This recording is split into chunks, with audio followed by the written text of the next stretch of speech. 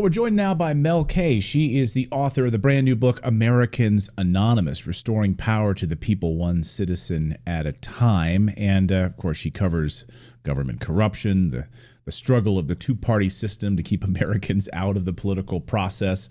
And she knows all about taking away our civil liberties. And she's here at an interesting time on the show today because right as we speak, the government is debating whether or not to shut down because of this massive 1,500-page continuing resolution to keep the government open with all sorts of pork and things that the American people didn't even ask for.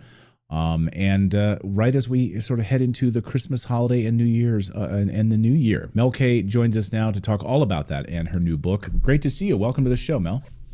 Thank you so much for having me. I'm excited to be here. What a time to be alive. This was not on my bingo card, what we're going through right now. It's unbelievable. Massive, drone incursions, a government shutdown, the new Doge that is just, rolled out to try to cut $2 trillion out of our national budget. It's really an amazing time. I mean, just as you reflect on it, we can just kind of start there. Have you ever seen it so topsy-turvy? No, but I think it's a long time coming. I think the American people for many, many decades, honestly, have been convinced that we are powerless, that our government doesn't really work for us, but nobody really knows for sure who they're working for, even though it points back to them. And I think that we have forgotten that the Constitution and the Bill of Rights is there for us to use it. It's not just a piece of paper. It's nothing to do with that. It is really about giving power to the people and the consent of the governed. And I think that over the last several years, especially post-pandemic and everything we've seen going on with lawfare and just all the missteps and then the whole Kamala campaign, I think people have just had it. They're at rock bottom, which is the Americans Anonymous thinking, with our government, with our country, because of our government. And I believe that the people, the individual citizens, are both the problem and the solution. So if we just start understanding that, yeah, the swamp's in DC, but it's actually also in your backyard. And we can't all look at Donald Trump and think, oh, Trump won, he's going to save America. No, Trump gave us a respite for us to get involved where we are to save America ourselves. And I really think that we are at a place where the American people are fed up enough to stand up and show up and take back their country piece by piece, wherever they are in this nation.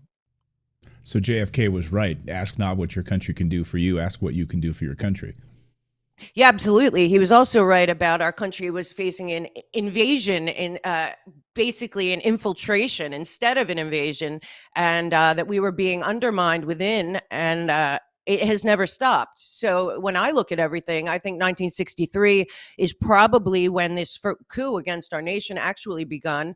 And from that point on, including the whole Warren investigation, Warren report, it's been the same model. Something happens to our nation, we're traumatized. Next thing you know, the civil liberties, liberty, freedom is being challenged over safety, like 9/11 and the Patriot Act.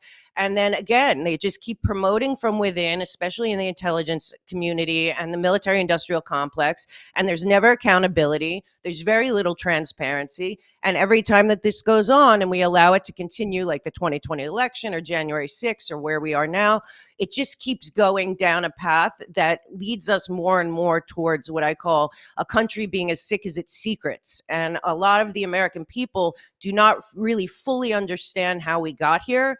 And that's kind of my whole thing, is if people were empowered with the information and knowledge of how we ended up such a divided country, when I don't believe in our hearts and minds, we truly are. I think that a lot of it's coming from the outside. And as long as we don't realize that we're all on the same team at this point, then they win. So we really need to understand who they are, how we got here, and how we get out of it. And that is where I'm right now at solutions. Yes, Donald Trump won, but really the American people won, because it truly was about a big tent, which was not only MAGA and MAHA, but also a lot of people, the Muslim community, the legal immigrant community, the Black community, the Asian. It was just a huge tent opened up. And it's not about Donald Trump. It is about freedom and liberty and standing for this nation. And Trump often says, they're not after me, they're after you, and I'm in the way. But I believe from my work that they're not after America, they're after the world, and America is in the way, particularly our Constitution, Bill of Rights, and our founding. You're right. When you see what the globalists have been trying to do at the World Economic Forum, just look at Europe as a perfect example, where you have Germany is collapsing as we speak. And 80% of what Germany can do is controlled in Brussels, in Belgium, at the EU. It's not even controlled in Germany. And they would love nothing more for than the United States to cede its power. And I love the idea of reconnecting to our founding documents. And I think I felt something, during this last election where Americans sort of went back to those documents in a lot of way and said, no, we're putting our foot down on a lot of these policies, these sort of globalist policies that you're trying to push on us. We've had enough. Yeah, absolutely. And, recently I was talking to Kash Patel about this exactly. I was saying, well, what's the plan to get out of it? And he said, the Constitution. And I said, exactly. I mean, it was planned for exactly this. So we do have to realize that we have kind of strayed, I think, because of the infiltration in the education system from fully understanding, respecting, and using the Constitution and the Bill of Rights as individuals to call things out when they're inappropriate in our own backyard. And if we all started to really go back and dig in, and that's why I put the full Constitution, the Bill of Rights, and the Declaration of Independence in the appendix of my book, because it is so powerful if you read it as if it's your Constitution. Because a lot of times people are, oh, the Constitution, the founding father. No, no, no. It's your Constitution. It's your means of protection. And, what's happened with lawfare, with a lot of this stuff, it has become very obvious that we are not being run by a representative government. I personally, because I follow the money and corruption, I believe that we have a global public-private partnership functioning above our government that has much more power than anyone that is elected. And if that goes on unchecked, which I believe is about to have a big reckoning, then we lose our country, because the end goal, and people forget this, Barack Obama signed us on to Agenda 2030 in 2015 without the consent of the governed, without telling people what it was. And what it is, Agenda 2030, is a manifesto, basically, that nation states no longer work and that global problems require global solutions. And from that point on, and frankly, all the way back to Kissinger and Rockefeller and Brzezinski and all of them, what they've kind of built here is a situation where these globalists have invested trillions of dollars into this top-down track and trace surveillance totalitarian-like government that goes to these conferences, and they kind of stay in the shadows by infiltrating by regions. And next thing you know it, we're adopting all of these things that are not just anti-American, but against the Constitution, against what we stand for here. And then people don't know how this is happening. And it's really happening, again, going back to JFK, infiltration instead of invasion into our institutions, into our government, into our foreign institutions, especially. And right now, we have to really call out what is happening, because the global digital infrastructure, which is how they would make Agenda 2030 and the 17 development goals, which are all just control models. They need us all to have this digital ID, the central bank digital currency, to be able to track and trace from birth to death everyone, but not just us, not just humans, but also natural resources, nature. They really want to capture it all. And then when they say own nothing and be happy, they mean it. And people have to understand that all of the documents, not just of the tentacles of the United Nations, but all the way up to the Bank of International Settlements, the IMF, the World Bank, they all have this commitment to Agenda 2030 that unfortunately, or fortunately, Biden and Harris had signed on to make sure that in their next term, they would achieve the full Agenda 2030 17 goals and lead the world. So what we just did basically was by Trump having the victory, we put tremendous sand in the gears of that entire plan. It's costing the billionaire oligarchy that runs our country and the world trillions of dollars if Donald Trump starts dismantling it again, which I believe he will. And we have to remember, we just basically voted ourselves and the world out of that, which means now the real battle starts to pull the roots out of our country that don't belong here. And frankly, since the beginning of the Federal Reserve and all the same guys involved in that, then you go through the Rockefeller building and everything that they've done all these years, you realize, wow, it's not that hard if we identify the problem, because most of us agree that privacy, liberty, auto determination, raising our children as we see fit, all of this are universal things that we all want. We're just told that we're all on other sides. But when you come down to it, most people just want life, liberty, and the pursuit of happiness, and for the government to do their job. Yeah, and to stay out of their lives. And I'm Right. in honor of that. I'm wearing my "End the Fed" T-shirt today Oh, I love here it. on the show. I mean, you talk about this, yeah, it's a cartel, right? You have these globalists who are running the show right now. And, I said, you and I are talking at an interesting time right now where the debate in Washington over the past few weeks has been about this continuing resolution. And, Trump swoops in with Vivek Ramaswamy and Elon Musk and just firebombs this 1,500-page massive pork spending bill. The first 7 or 8 pages of it are only about keeping the government open. The other 1,500 pages are all just funding for Ukraine, biolabs, all sorts of massive pork projects. And the American people have no idea what's inside of this. Do you think that we're going to see a change where there's more transparency like that? That we would only get a 6-page bill from now on? Well, we should. I mean, the whole idea of an omnibus bill is a fraud to begin with. It always has been. And on a lot of these things that are in there are to make sure that Trump cannot achieve what the American people paid and with our lives and our time and our effort and energy over the last several years to get him elected for him to do. And then to hear the other side all rant and rave over, billionaires coming in to help America. It's like what has been going on your side with Soros and Gates and Larry Fink and all the globalists? You've got to be kidding me. So two guys that actually seem to are pro humanity, pro innovation, pro America are the problem? No, they're not the problem. And frankly, they're just citizens doing what they can do. They have the time to and the ability to take the time to commit to serving this nation by showing the American people what is happening to our money and dismantling things that are completely against the will of the people. I mean, we have this NGO problem. They should not be 501c3s, but when you dig into the NGOs, especially the ones that divide us by design, so, Human Rights Campaign or the ADL or the ACLU or Southern Poverty Law Center, that all these things we fund, but if you really look at them, they're divisive, different groups that somehow are tax deductible, funded by the globalist billionaires in the back by Arabella Partners or Venture Fund or Tides. And then they're just dividing us. And as long as we are divided, we can't see the truth, which is that there is a global public private partnership that is sitting above our government. And the intelligence blob that came out of the unconstitutional Patriot Act appears to work for them.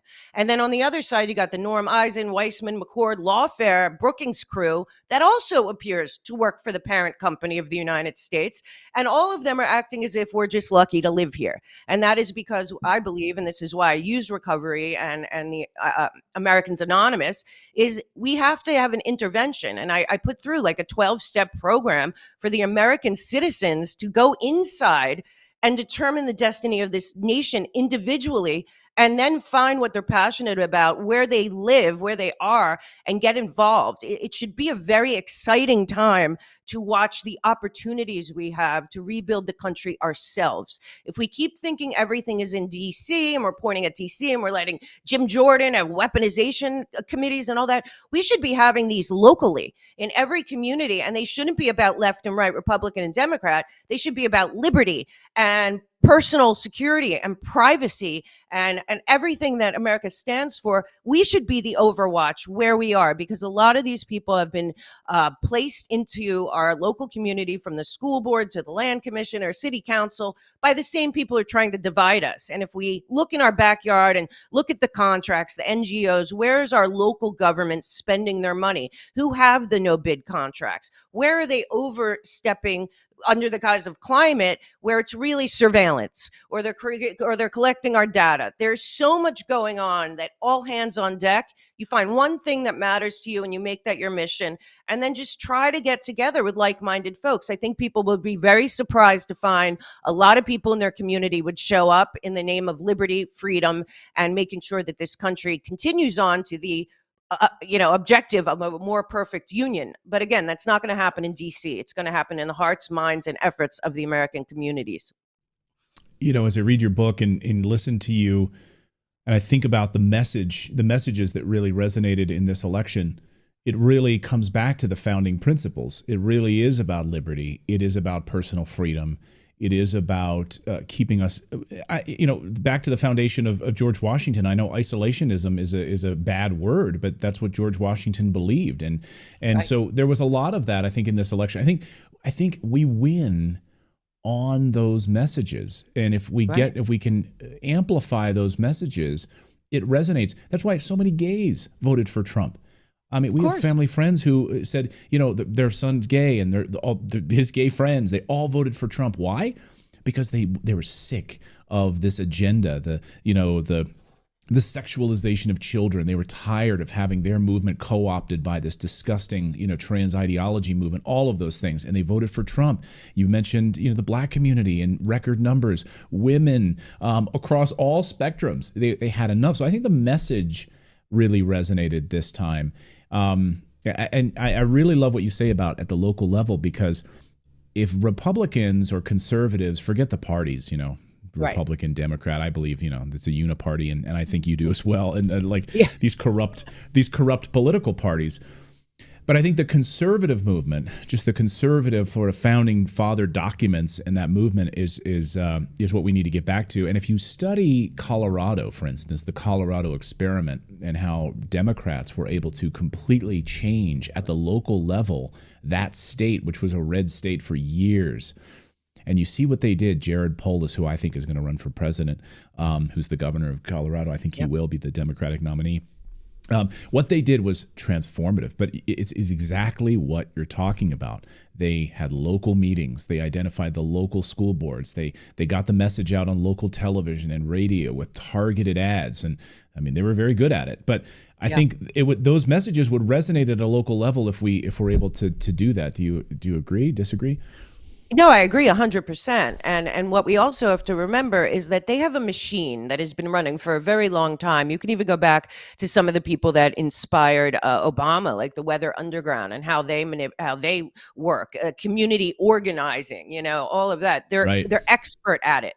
And the problem with that is that they've also been expert at deceiving the people by using language that sounds good. That's the whole thing about also the World Economic Forum and the COP conferences. The language sounds great. We're all going to stand up for this or that or the other thing. But at the end of the day, the real goal is to divide us, divide and conquer by every thin slice that they can. And at what they really don't want is us seeing them. And the other part of that, what you're talking about, we have to remember that when we were younger, there was a Teach for America campaign. And Oh I yeah. believe it was funded by Open Society and other people. And it was kind of the story was, we can't get good Started by teachers Clinton, into the, right? Started yes. by Bill And we Clinton. Yeah. Right, exactly. But it was funded outside, I believe, by the Open Society and the Gates Foundation and all kinds of people, saying that we need to bring good teachers into inner cities because the good teachers don't want to work there. And then it was a program and you went through it. But if you start to look at some of these fast track teaching programs, they were coming out of what I now call the Poison Ivy League, but they were coming out of the schools of education at University of Chicago and at Columbia and other places, and they were starting to slowly but surely make teaching an activist job. And it was coming out of the universities, of the teaching colleges, then through into funneling teachers that are not teachers anymore. Their goal is not to teach your children to prepare for life and to be entrepreneurs or ingenuity or creativity. Their goal is to get people to follow the party, to be part of the party. And as that happened, I think we took our eyes off the ball. We've been living in tremendous debt slavery model that just keeps perpetuating itself. I believe the 2008 crash was organized and a controlled demolition of the financial market to consolidate. And if you look at all the different things that have happened over all these years, it really is a plan. You have to look back and look at what Kissinger and Rockefeller and Brzezinski and all of the people that, the UN, the Council of Foreign Relations, Club of Rome, these are the same people. They put together this 100-year plan, which then got, went on steroids after 9/11 with the Patriot Act, which is, I believe, fully unconstitutional. But also a lot of different silos were created at that point in the intelligence community. And I believe that when Holder and Obama saw the opportunity to weaponize the entire Patriot Act blob that came out of it, DHS, DNI, TSA, all of that, plus the DOJ, then our country turned on we the people. And by the time, we lifted our heads up during COVID, it was very obvious that our country had been usurped from us. Yeah. And I think that everyone can agree that we don't want an oligarch, billionaire, globalist class running this nation anymore. And it's time to just be very honest, which is why I say we have to look at the players. We can't keep saying, oh, the FBI is corrupt. Who in the FBI is corrupt? We can't be looking at, the CIA or the DOJ or the worst, USAID, they're corrupt. Who is corrupt? We in Right. America, we have not been holding individuals accountable, and that is because they are so siloed and so protected, because the institutions matter more than the people or the country. And I think we have to be very honest about that. And as Trump starts to, I believe, go after some of the biggest criminals in the last 10 years against we the people in this nation, they're going to yell and scream that this is about retribution. No, it's not. It's about a country that has been usurped by lawfare and double dealing, institutions and intelligence community that frankly is involved in the controlled demolition of America, and we have to stand up and stand in the way. I think it's so fascinating and on point when you say that in many ways America, the American government, the blob, has turned on the American people, and that violates, exactly what Thomas Jefferson talked about, that the people should never fear its government. The government should always fear its people. And when it gets to a point where that is the case, then we need to throw off the shackles of that government. And, you talk about sort of a peaceful revolution. We're not talking about, grabbing pitchforks and guns and going to Washington, D.C. It's a peaceful revolution. So how do we identify these people? Because you've mentioned they, and you said that is the top priority. We need to know, American people need to know who they are. they are. They, them. I mean, who is they, them? Well, for me, from all of my work, what I see is the global public-private partnership of the World Economic Forum is a good place to start, but they are certainly not running it. What I believe is that, and people don't understand, I don't think, the history of the World Economic Forum. It actually was started by Henry Kissinger, who was a big fan of global governance by regional control. And so he had recruited at Harvard with a CIA-funded program, Klaus Schwab, to start the EU to be the first of a regionalized government, with the plan in Kissinger's own memos and writing to be all regional governments above all nations. And nation states have the illusion of freedom, but really everything's coming from above. And the EU was that first model. So when we look at them, these are people that truly believe that they are like a super class. So you look back to Carol Quigley's book, Tragedy and Hope. This is an insider, somebody that, Bill Clinton was said his mentor and his inspiration. And basically what he says is that there's a super class, an elite group of Americans that should hold all the power. Then you go on to Rockefeller, who's been the most influential. Frankly, he seems like the Rockefeller family seems to be like the aristocracy behind the scenes in America, or they have decided they are. And what they also had going into that was that they wanted to make sure that every person was under control of some sort, that they wouldn't get out of hand and they could maintain this facade of freedom while undermining it through the banks and the international multinational corporations. So the easiest way, I think, to look at this is the United Nations and its tentacles. So the World Health Organization, UNESCO, IPCC, Club of Rome, all of these groups, they essentially demand all this money from us. And then the Bank of International Settlements, the IMF, and the World Bank, then we transfer all this money to them for developing nations, for which are never developing, have not developed at all, for peace, we've had endless war. For pandemics, they're coming out of them. So what's really happening, I call it the octopus of global control. But what's happening is that these multinational corporations are partners with NGOs and think tanks that have conferences like the COP conference or the Bilderberg conference or any of these conferences. And at those conferences, they decide what the leaders of our nations, who they believe to be underneath them, should be implementing to continue down the path of controlled, centralized government. And this, foot soldiers, like the Justin Trudeau's, like, all right, go back to Canada and carry out our plan. Right. And that's what's been going on. But don't forget, Donald Trump, they hate Donald Trump. And this is what people don't understand, I think, when they see the machinations now of the multinational corporate heads and the bankers. They hate Trump because they constructed the Agenda 2030 model to work. And that was trillions of dollars invested. And I believe the most powerful person, at least right now in America, is Larry Fink. And what's scary about that is that Larry Fink is also on the board of the World Economic Forum. He is the architect of the ESG score, which is a fraudulent, in my opinion, game that they're playing to keep power on the financial side. Then he's also one of the architects of the Great Reset, pumps up the Fourth Industrial Revolution. Then also he's on the board of the Council of Foreign Relations, always established as an internationalist, globalist group by Rockefeller as well, and Kissinger. And then you go, so BlackRock's also the only company that can freely do business in CCP China. And then you look at the UN and you look at the top of the UN and it's a bunch of people from the CCP. You look at Davos, they treat the CCP as if they're the heroes.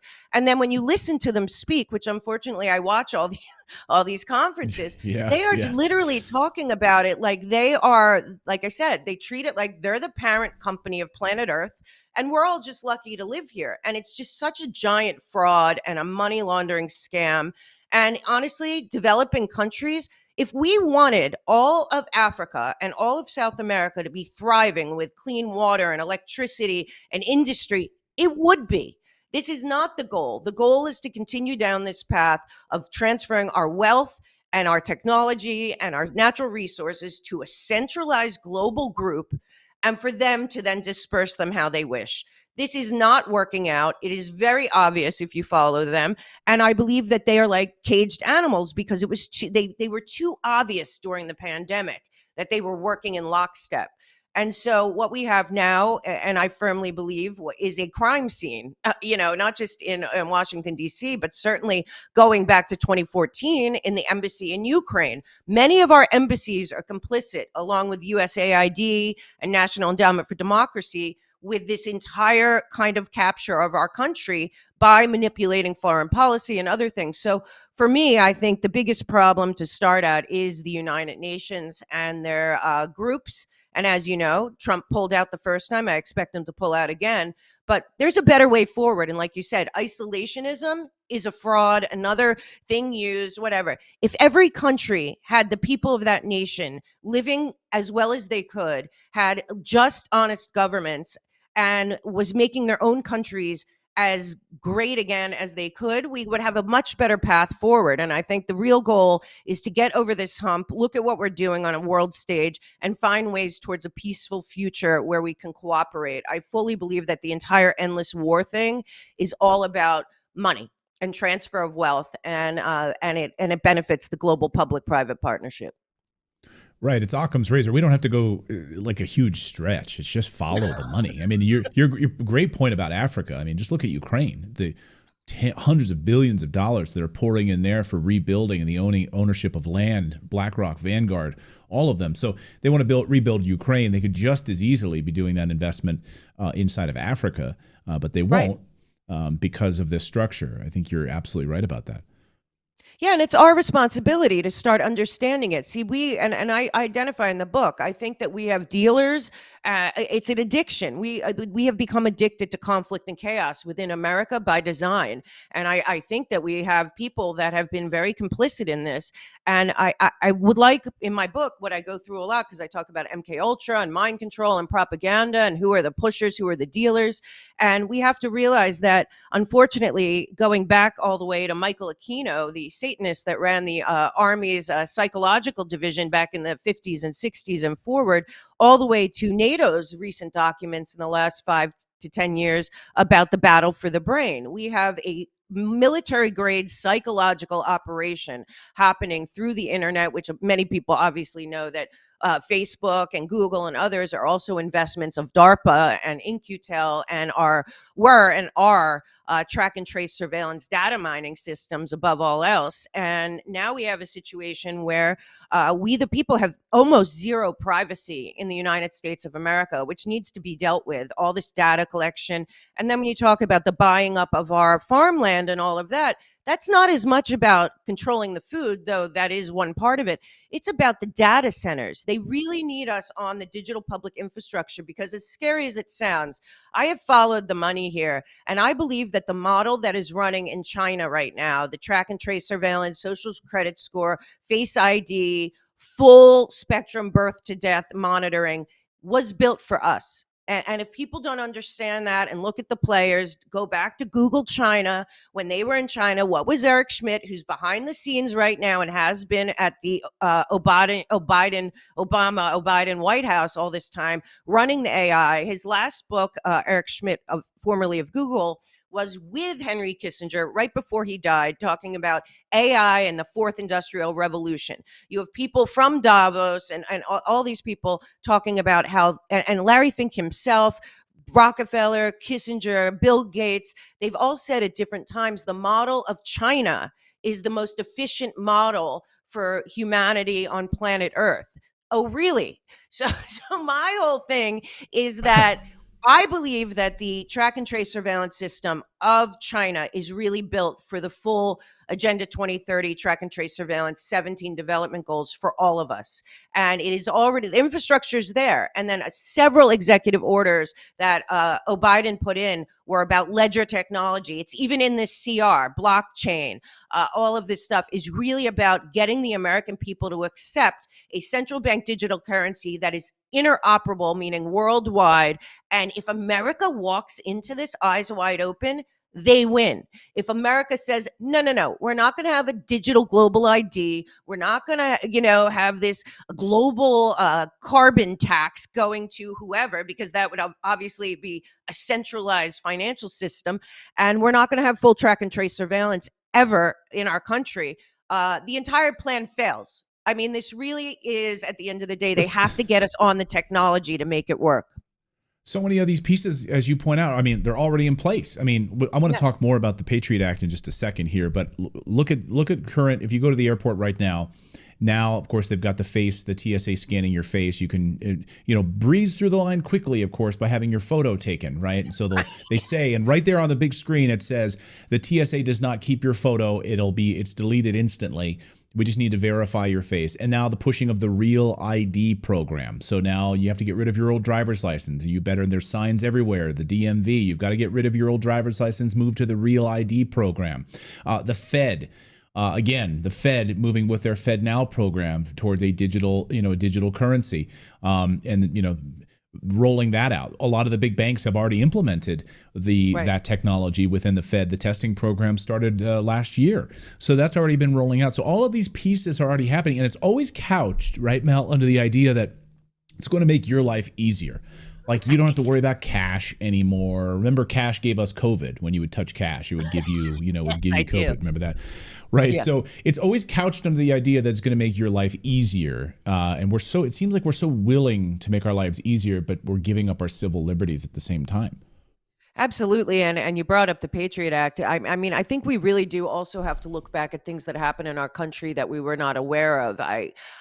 When looking at recovery itself, some of the things we're not going to be happy about, but it's better for us to know the truth and have transparency. A lot of people want to hear about JFK and RFK, MLK, all of that. But there's also a big problem shortly before, a couple years before 9/11, not even a couple years, Wolfowitz, Cheney, Rumsfeld put out the Project for a New American Century 100-year plan to militarize the world, basically. If the American people read this, and I put a lot of these resources on my website resource page in PDFs, because people should read them. And nobody would have backed what Rumsfeld and Cheney were planning for the world, okay? But whatever happened. 2 years later, or not even, we have 9/11 in the first page of this document, Project for New American Century. It's basically like, we'll have to force this on the world somehow, but we'll need some, Pearl Harbor incident. It says this on the document. Then we have the Project for a New American Century pushing forward.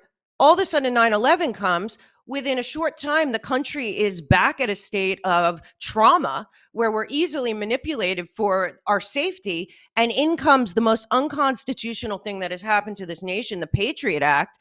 And everyone nods and, oh, the Patriot Act. And Ron Paul tells an interesting story where he said he read the Patriot Act and he looked at the person next to him and said, this is the most unconstitutional thing I've ever seen. And the guy says, but it's called the Patriot Act, so we have to vote for it.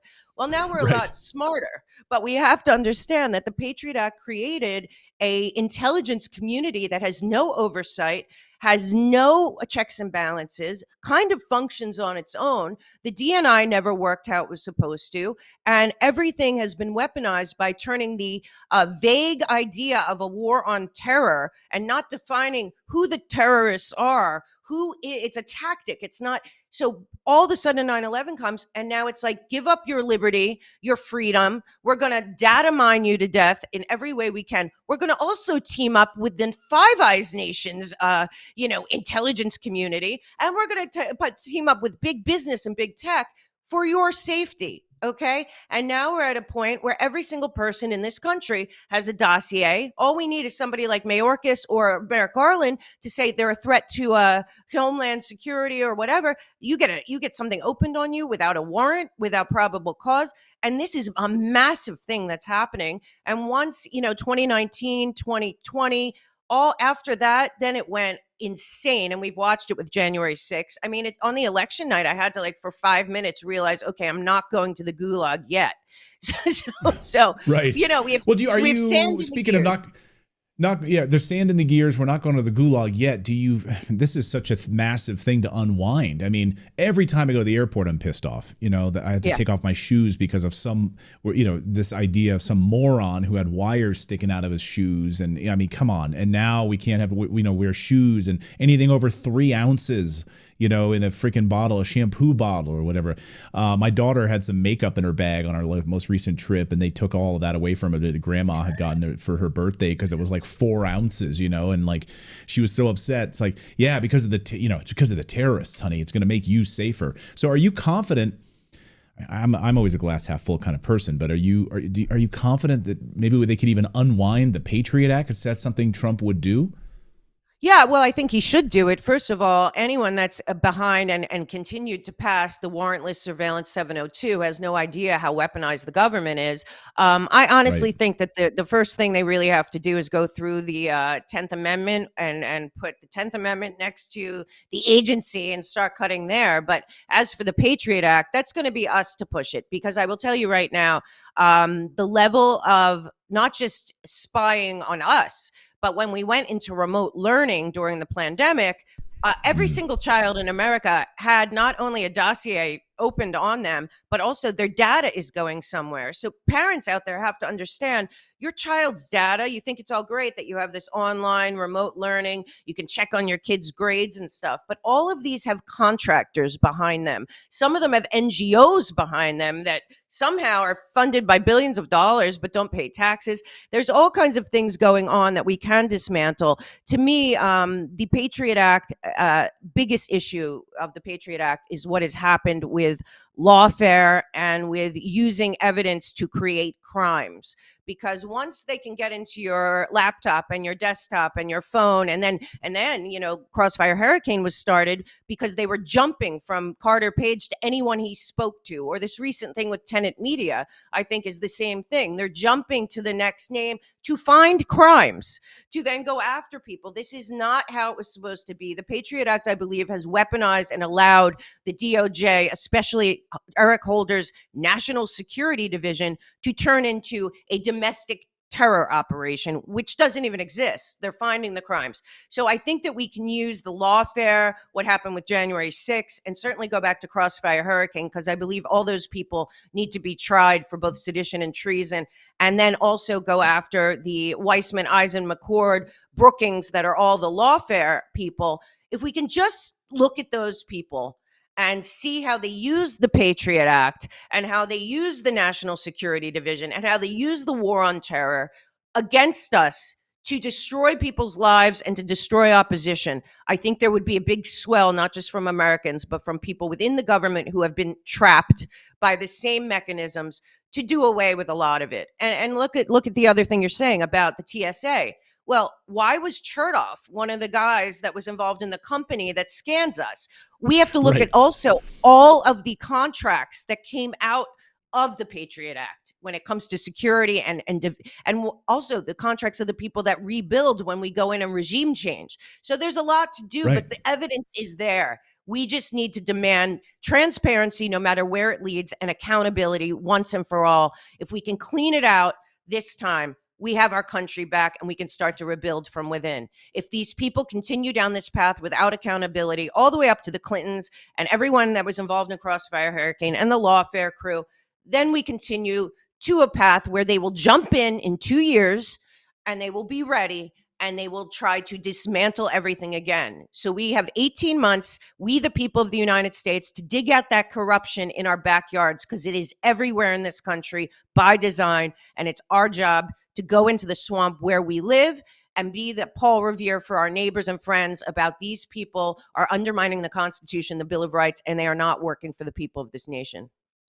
And I think we have no choice, right? Because the alternative is our country collapses. I mean, the Fed, of course, just did another round of rate cuts as inflation is now surging once again. They're going to hand Trump an additional $15 trillion in national debt. We're pushing towards $50 trillion in national debt. Our country is collapsing. I mean, in real time. The alternative is, it's, like the Visigoths at the gate. I mean, it's the collapse of the country, right? We have to, I think, was it Churchill who said Americans will tend to do the right thing when they're left with no other choice? Are we at that moment? Yeah, and everyone that comes from foreign countries that experience communism always say, where do the Americans think they're going to go when they have to run from that kind of totalitarian situation? And frankly, I believe that there's a lot of money invested here. I look back often to shortly before the pandemic rolled out. Larry Fink had a meeting in Jackson Hole and his normal meeting, but he had all the multinational CEOs there, a lot of the Davos people, but also all the international central bankers. And he basically said that he would have to go direct, and all of the bankers and corporations would have to go direct. It's an entire speech. People can look it up. What he is saying is that we no longer really care about the Constitution, the Bill of Rights, or the government. The bankers and the corporations can go direct to change the behavior of the people. And that going direct is essentially fascism, where the corporations and the bank change behavior by social credit scores, ESG scores, all this stuff. And so we have been deceived, because I believe right then, and then the pandemic hit about 6 weeks after that, and then everything did go that way. That it was the banks and it was the corporations forcing things all through the BLM movement and the DEI and everything that's been done. This is a Mao's, revolution, a color revolution in America. And I think it's very clear to see. And another point that you made that we really have to talk about sometimes is that I've driven all over this country. I've been to 30 states, speaking all over about this stuff. And I'll tell you, there are tens of thousands of acres of abandoned farmland in America that should be thriving. There's full-on towns in Pennsylvania, in Michigan, that are totally abandoned. There's full industrial parks and all of that, all because Kissinger and Bush and Clinton and everyone, and I believe we have to accept both Bushes, Clinton, Obama, and Biden have all been involved in the globalist controlled demolition of America for the world, to be controlled by them. And we should be reinvesting. Our country has all of the natural resources, everything we could need. We don't need to go outside of the United States of America for anything, and we shouldn't. We don't need supply chain issues that depend on China by design. We need to rebuild America from within. So all this money that they're putting in the CR, that should be going to entrepreneurs and people that want to go into these small towns. I mean, it could be 40 people could go into one of the abandoned towns in upstate Pennsylvania and have a rebirth. That's what we should be doing, rebirthing our country, like community by community and neighborhood by neighborhood, and being the oversight committee for the government where we are, and really, really investing the time and effort as the founders did, as George Washington told us, a republic if you can keep it. Well, we're on the cusp of losing it. So when Ben Franklin said a republic if you can keep it, you, me and you and everyone watching this are the you. It's not Trump. It's not Trump's cabinet. They have a lot of work to do and a lot of criminals to, I think, bring to justice. But we, the people where we are, have a lot of power where we are. Hallelujah. I agree with that. And yeah, you drive through Hawley, Pennsylvania, and the abandoned, silk mills. And I mean, it's just so disheartening. It's really, and you see, and then the meth and all these kids, they presumably don't have jobs. I mean, I know J.D. Vance writes about it in Hillbilly Elegy. It's not just about the jobs. It's about we need to get off our asses. We need to be motivated. We can't expect the government like in China to come in and take care of us, or like in Europe does. They wait for the state to solve their problems. We need to solve our problems. And I think that's foundational. That's absolutely foundational. Yeah. What do you get you out of here on this, Mel? What do you hope people take away from your book, Americans Anonymous? Well, what I do is I really go through how we got here. I have a lot of exercises in there also for going inside, to really, people have to take a pause right now. Like I said, the way I look at Trump's winning is sand in the gears to the globalist agenda. So while we have the sand in the gears and we have a respite, I hope that everyone will take the time to identify who they are personally, what they believe. I mean, the left, right, Republican, Democrat, it's all a fraud. So, take yourself out of that model and really identify for yourself what you believe in, what you stand for, what you want for your children and for this country in a very, I have different exercises in there that help you kind of identify that and find purpose, find enthusiasm and excitement in the opportunity to be a part of changing the direction of this nation in a better way for the future of this country, and also take pride in the fact that the rest of the world is counting on the citizens of the United States of America to stand for freedom, liberty, peace, privacy, and all this stuff, our inalienable rights, our God-given freedoms for the world. We are the last stand right now. And if we can do it, we will not only be, I believe, saving this country, but we will find a better path forward for international collaboration and cooperation once we pull the military-industrial complex, especially things like USAID, National Endowment for Democracy. We audit them all, we figure out where the money's going, and we reinvest both in America, but also in our relationships with foreign countries that we can be helpful on. Instead of the Project for a New American Century and militarizing the world, had we gone the route of China, but with our values of the Belt and Road Initiative, we would be building the ports all over the world, but also exporting freedom, Yes. I mean, why don't we have our own Belt and Road Initiative? Where instead of going in and instead of bombing countries, you can hate China all you want, but instead of going in and bombing countries, instead building high-speed rail lines in those countries and developing relationships from trade all throughout Africa and through, it's unbelievable that the United States has the opposite approach. We'd rather just go in and bomb those countries and do it. But I don't think that's really us, and that's why I'm saying I think the Bush, Clinton, Obama, Biden world order is over. And I think it's time that we, the people, decide that the future will be up to us and up to us getting along with each other. So there's a lot of exercises in there, too, with repairing your relationships that have been destroyed by the pushers, by the conflict and chaos that we keep being thrown into, how to be your own investigator, how to engage people. And also, I fully believe when I was little, if there was robberies in the neighborhood, my parents and all the other parents were in Neighborhood Watch.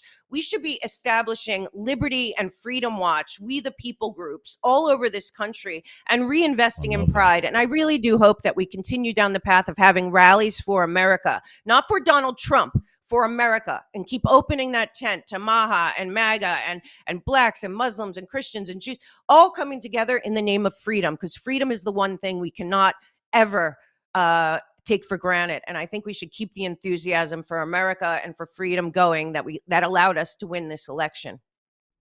I love that. And, I'll say this, if people want to understand, I would encourage you maybe to move to another country for a few years, move to Europe, move to another country.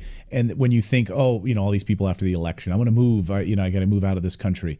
And then you'll quickly realize that there's no country in the world that has a constitution like the United States. It is truly a beacon of freedom and hope at its core. It's been bastardized, it's been manipulated, it's been destroyed in many ways it's ragged. I always sort of like picture like a warrior walking through like a smoke-filled field, just kind of bloody and beaten up thanks to what the Bushes have done, the Clintons have done, and really destroying, and the Kissingers have done, trying to destroy the United States of America. But that sort of founding document at the heart of it. Move anywhere around the world and you will come back and you will realize that there's only one United States of America. Yes. And I really, really believe that. So me too. And that's why I say they're not after America. They're after the world, and America's in the way. And thank God for our founding fathers. It is our Constitution. And don't forget, Obama was talking about fundamentally transforming America, which meant destroying the Constitution, and we saved it. But now we have to work to make sure that it's never taken again or on the chopping block, and just ignore all these people that talk about it being an old document. It is absolutely not. And I put it in my book so people can read it for themselves, and the 27 grievances of the Declaration of Independence, because we're in the same place and we should feel the same righteous indignation and fire in our bellies that the founders felt now, and put that into action and find the opportunities and do what we can, because this country can be better than ever, but only if we truly believe it. Well, if you got some extra Christmas money during the holidays, use it and go and buy Americans Anonymous, a great book from Mel K. I think you share it with your family, have your children read it, have your schools read it, donate it to a library. Make it a huge bestseller that it is, but push it as much as you can in your communities. Mel, great to see you. Thank you for your great work. Thank you for a great book, and thank you for telling the truth. We appreciate it. Thank you so much, sir. I'll see you again. Appreciate it.